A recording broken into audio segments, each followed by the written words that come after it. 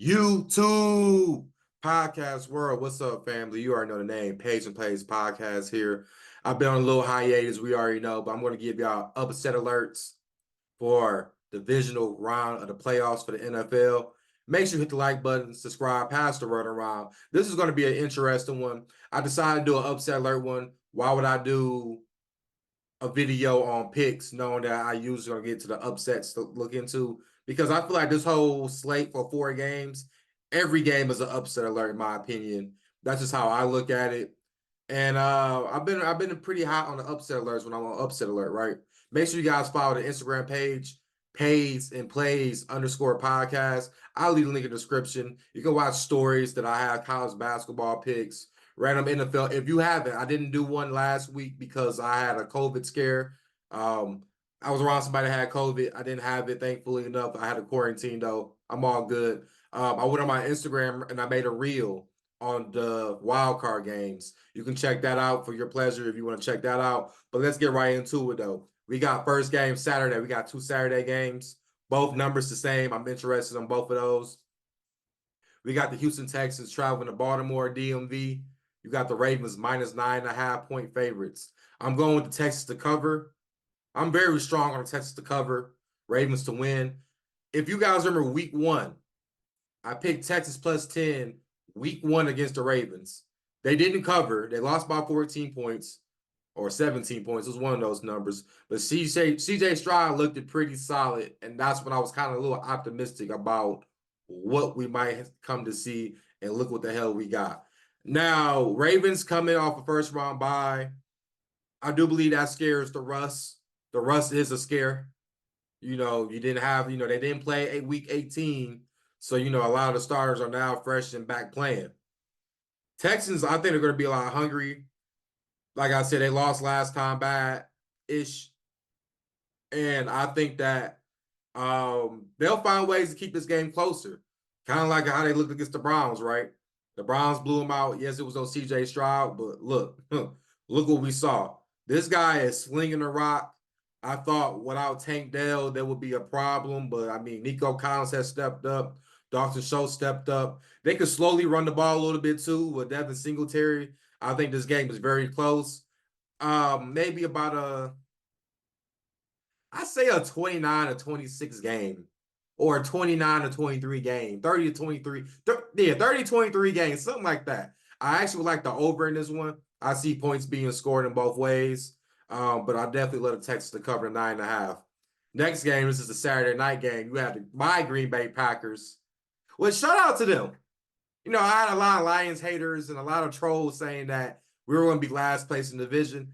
I didn't even expect this team to beat Dallas, but I mean, that's a team you have to worry about. But they do play the Green Bay Packers. The Green Bay Packers. They play the San Francisco 49ers. Let me stop talking too fast. Niners are 9.5 point favorites. Packers to cover. Niners to win. That would be my thing. Look, and I always feel like when you're a wild card team and you win games, kind of similar to the Houston mindset, you got that win and it's a very big convincing win. I think usually those type of teams are the ones that you have to watch out for because maybe they caught fire.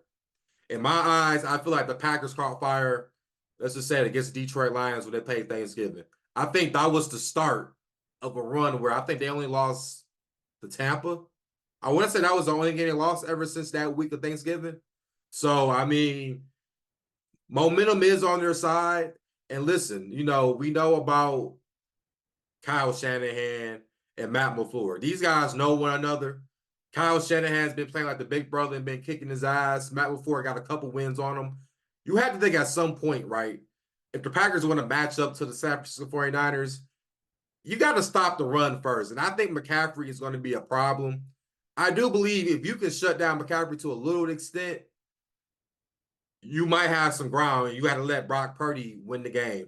And if it's Brock Purdy or Jordan Love, I would take Jordan Love before I take Brock Purdy. I'm just going to be honest with you on that one. The Packers, their game plan, simple. They have to do what they did last week with Aaron Jones. Aaron Jones has to be the ignition to start this team flowing on offense because once Aaron Jones got hot, the whole offense got hot.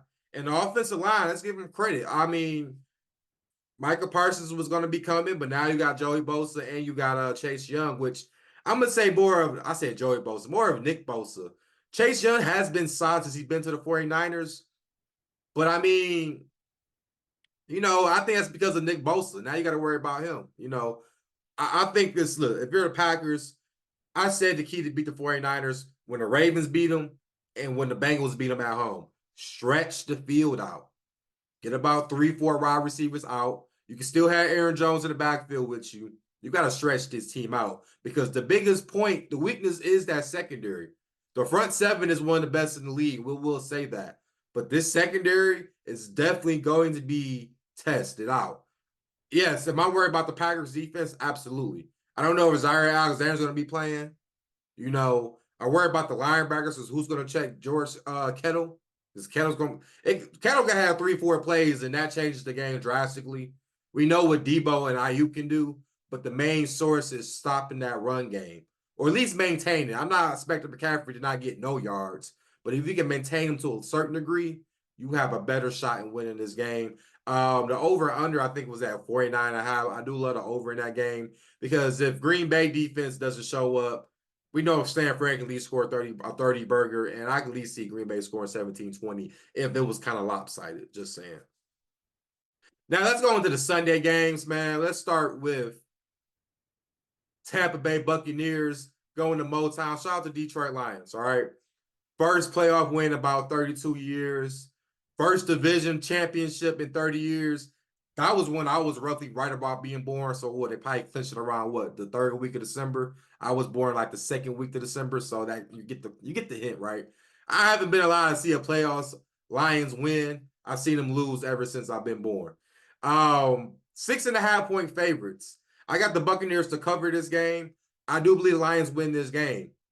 And this is my reasoning. When I watched that game against the Rams, they were -3-point favorites. And the one thing that scared me going into that game, I mentioned to some people, was the secondary. And so it's easy when people can say, man, fuck that player, this and that, until that player is on the field dominating.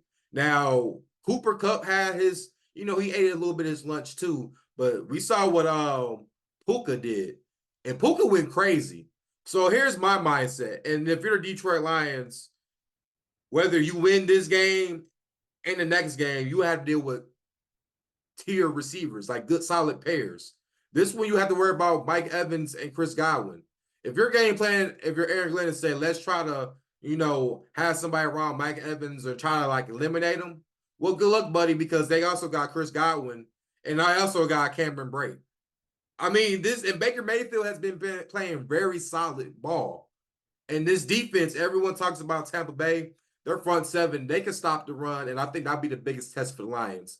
If they get that run game going, yes, I know they beat them earlier this year, 23. I know. But it is harder to beat a team again twice. And that's just the mindset. I'm not saying they won't lose this game, but they are on upset alert. 6.5 to me is a lot of points. And the game they played against the Browns was a tight game, and that means they didn't cover because they won by 1 point. To exploit the Buccaneers defense, you got to hope the Buccaneers go all run and you can pass the ball. That's just really my thing, man, because if they can at least contain that running game a little bit, I think it's a little easier for them in the secondary, but I don't think it'll be that way. Honestly, I think both secondaries get exposed. I also love the over in this game as well.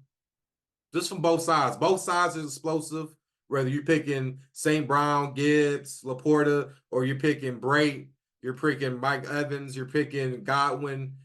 I mean, it doesn't really matter. Both sides, I think, I can see it being maybe let's see. I don't know off the top of my head, over under. I think it's maybe like 46, 47.5. So I would think maybe about a 20. I think a 31, 28 game is likely. I think it could be a shootout, it being a dome. So it's no really, we know the weather's going to be kind of crazy in the Midwest, but it doesn't even harm them because they're in a dome. So I see a 31-28 game. I can see it being that way for real. It's just hard to beat a team again twice. And I see this game as being very close. That's all. But the Lions, to make it this far, And if you're the Lions, you have to worry about this. If you win this game against this team with the secondary you have to worry about either the Packers or the 49ers. And both of those teams have solid receivers. At least a good solid 1, 2, 3 punch. Just saying. Lastly, we're going to talk about this one. This one I love so much. I love it. I love it. I love it. I love it. We have Kansas City Chiefs visiting the Buffalo to take on the Bills. Bills -2.5. And you know I have to do this. I'm going with Kansas City to win the cover. Kansas City to win and to cover. Yes, you heard it right. Kansas City. I said this, if people were listening to me last year when I was only on audio podcasts, which by the way, I'm still available on podcast form too. Super Bowl, it was Chiefs, Eagles, right? Chiefs were plus money underdogs on the money line, and I couldn't say no to that. That right there, I said if you pick Mahomes plus money and you never get it again, you might never get it again. Well, this time he's the underdog, and I have to go Chiefs. Now, yes, this is his first true role playoff game, but I don't really think that matters, bro. I think the key for this game is their defense. This is the best defense that we will say Pat Mahomes probably has ever had on this team. And even if it's cold weather, inclement weather, they'll still be toe-to-toe. And when we watched that Pittsburgh game against the Bills, Pittsburgh was slowly starting to come back, but we saw what the main difference was. It was Mason Rudolph versus Josh Allen. So the quarterback play is the reason why Pittsburgh didn't only cover the game, but they lost the way they did, right? I think this game is going to be close. It's going to be tough. And how many times have I been saying it? It's hard to beat this team again the second time around, and it's in the playoffs. The Chiefs are made for this type of atmosphere. Everyone compares Mahomes to a young Brady. I say this. He wins this game at Buffalo, hostile environment, underdog, ropes all tied against them. Then we're probably talking about the next Brady generation. Now we're probably talking because what I remember Brady was doing when Brady didn't have those games at home in New England, he could damn sure go into your home field and piss in your whole cereal and walk off and go to the Super Bowl. That's what I seen, and I feel like Mahomes can do it in this matchup. I respect Josh Allen, and what the Bills have been doing has been good, but I definitely think the Chiefs can have their number in this one on the fucking road. You guys hit the content, like it, pass around, subscribe, all that shit. Let's get this motherfucking money, and let's get these upsets, dog.